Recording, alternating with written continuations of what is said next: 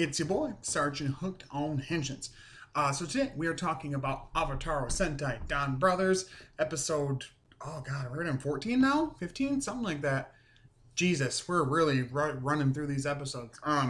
Yeah, this was another, surprise, surprise, banger episode. So last week we got introduced to Momotani Jiro, who was our sixth ranger for the season.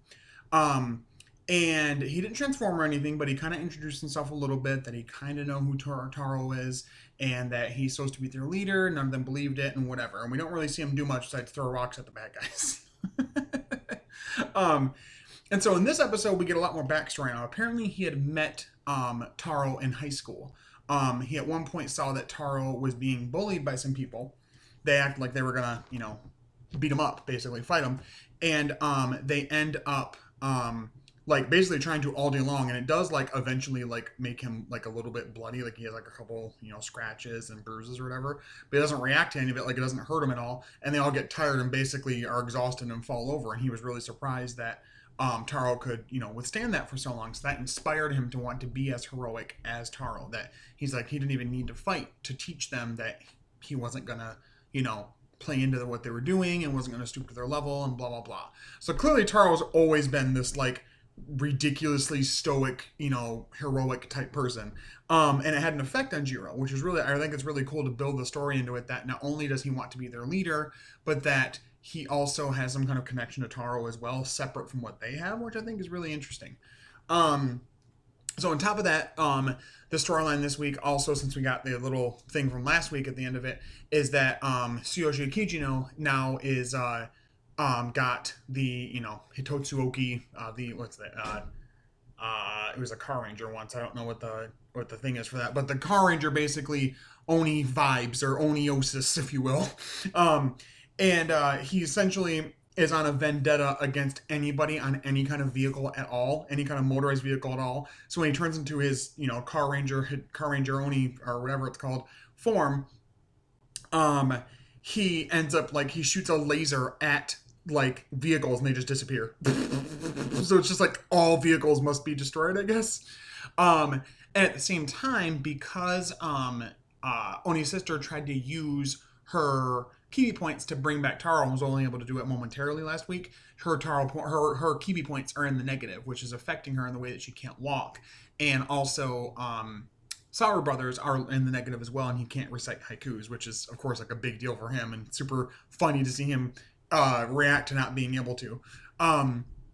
We also see a bit with the brain persons where Sonoi actually seems pretty upset with himself that he did what he did with Momotaro, that he had defeated him like he did, kind of without honor, and also that he did feel the slightest bit of joy seeing Momotaro again.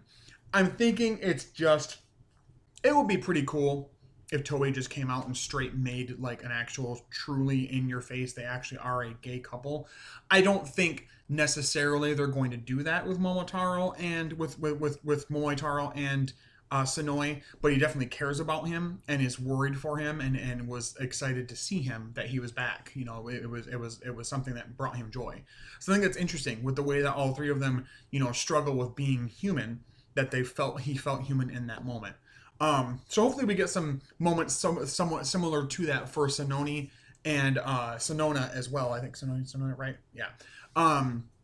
So he's dealing with that as well, and I'm trying to remember what is going on with Inu Brother the whole time, because he's not in the episode much except for near the end where they fight. But at one point, Momotani Jiro, goes up to them. He's like, "Hey, I want to help, blah blah blah. I want to be your leader. Like, you can't even transform." He's like, "I know, but my moment's coming. The voice inside me is telling me." Where someone pointed out, there's a point where he transforms the first time, and he mentions the voice telling him that now is his time to awaken and blah blah blah. That the way that it's stated and the way the dialogue goes almost seems like that voice is like has been Don Dorogoku before. Like he's not the first Don Dorogoku or something like that. I don't know. I just think he's going to have a really interesting backstory to him. I mean, it's anyway, so of course he's going to have an interesting backstory and like reasoning why his powers work and all that. But essentially he tries to help again. He's like, "This is my moment. I have to rise up," and blah, blah, blah. And ding, ding, ding, jackpot little thing. And his glasses come on, and his changer, which is the Ryuko no Geki, which is like a fucking staff, like the power pole from Dragon Ball Z. I'm sure it's also in Journey to the West. Never read it. And it has a halberd form and then like a axe form. The halberd form turns him into Dan Dorogoku, the dragon form of it. So he puts the little Avataro gear in it. I like the jingle. Some people are annoyed by it, but it's got this like super high pitched voice that kind of reminds me of like the Gobble Revolver. So I think that's why I'm digging it. But it's just the standby jingle is just Dora Dora Dora gun Dora Dora Dora gun until he Avatar change and then presses the button. And he actually like raises his like thing up like it's a gun, which is weird. But he transforms for the first time. And the Dan Dorogoku, like the dragon like version suit, I've only seen a little bit of the Toro Bolt suit in pictures, not in show yet, is beautiful. One thing you can for sure say on top of everything else with DonBrothers is that their suit design is on point. Every single suit is so distinct, but also has like design philosophy that relates back to whatever group it's from. Like all the Hitotsuoki are like related in some way to each other. Yes, they have the Sentai influence, but you can see how they're all of the same species. The brain persons, their transformed monster or ranger-esque forms are very similar to each other with some slight differences with colors and weapons and whatever. Same thing with the DonBrothers, even with Dan Dorogoku being added to it. I really enjoy that he also looks wildly different, but also similar in certain ways well. And I like that he's called Dan Dorogoku, not just Dorogoku, Dan Dorogoku, and like Dan Momotaro. So transforms, he fights for a little bit, kind of kicks Tsuyoshi Kijino's butt for a little bit, and they find out, oh my god, he's the Hitotsuoki of the week, oh no. And he ends up driving the monster away, he kind of runs away, kind of scared. And then later on, they're trying to figure out what they can do about Taro, and actually Sonoi contacts them and says, I think I have a way to figure this out. If we can defeat your friend, if we can, defeat him in his monster form, if you'll let us defeat him in his monster form, I think I can find a way to send you guys to the realm where your friend is at. Come to find out, when people are defeated by the brain persons, they're not killed. They're sent to some other dimension where they're kept in like a digital prison, kind of like, I'm guessing that's what happened to Jin, maybe? That's it's kind of given the idea is like maybe something like this happened to Jin. And so they defeat the monster, and Tsuyoshi is being taken away, of course, and Momotani Jiro goes with him and teleports with him, and he wakes Tsuyoshi up and he's like, hey, transform and blah blah blah, and let's use your wings to help me move the cage ring because he can't do it by himself. And he does, transforms into Kiji brother and uses the wings, and they get Taro back, and he seems to be fully actually back.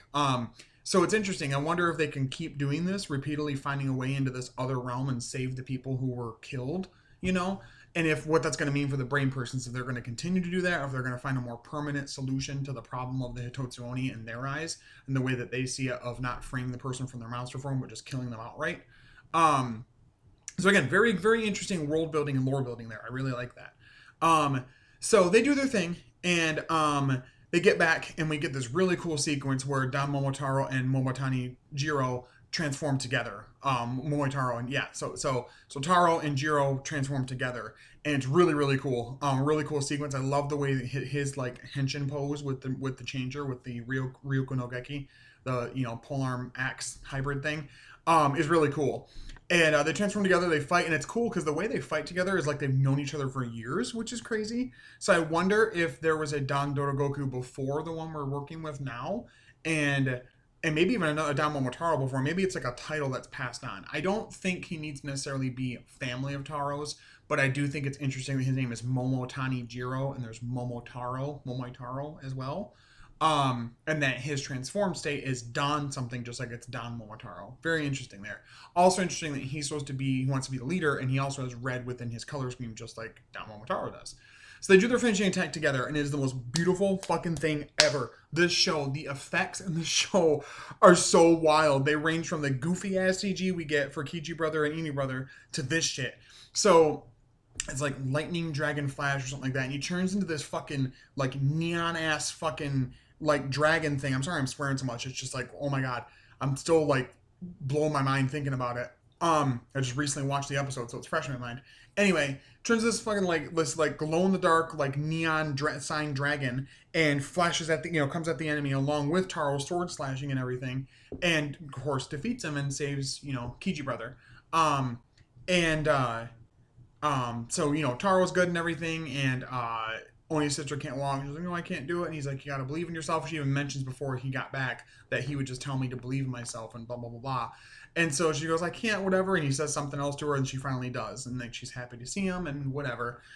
So yeah, overall, really, really good episode. I like it as a Sixth Ranger debut in terms of one transformed state that he goes into. There's also the Tora Volt version of him, which would be the tiger version of him. It's dragon and then tiger. And it seems from like a commercial or something like that, that it's possible that when he transforms in these two states that it's a separate personality thing, kind of like how Don Momotaro acts a lot differently than Momoitaro does.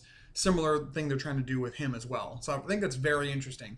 Next episode shows him just being like way too like hard on trying to be ingratiate himself with the team.